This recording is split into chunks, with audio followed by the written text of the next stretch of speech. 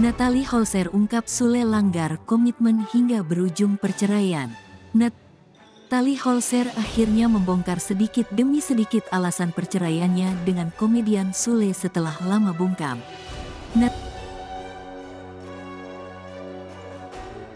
Natalie Holzer mengaku ada hal yang tak sesuai dengan komitmen di awal pernikahan. Natalie mengatakan sebelum menikah dengan Sule, keduanya memiliki perjanjian yang sudah disepakati bersama.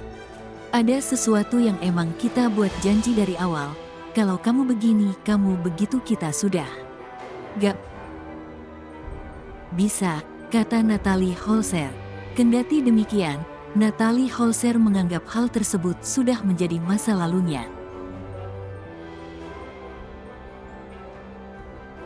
Ia pun tak pernah menyesali pernikahannya dengan ayah putri Delina tersebut.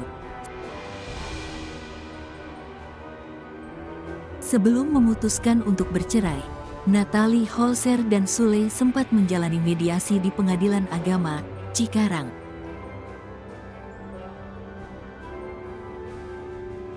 Hanya saja, mediasi yang mempertemukan keduanya kala itu tak berbuah manis.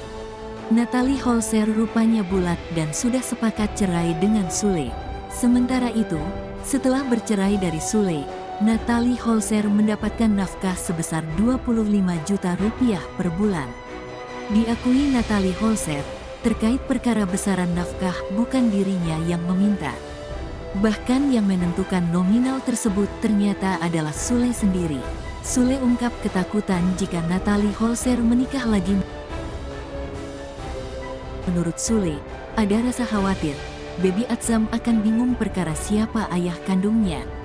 Yang saya tangisi itu begini, takutnya Atzam tak tahu bapaknya siapa, itu yang saya sedihin, ujar Sule dilansir kanal YouTube Best Kiss Indosiar.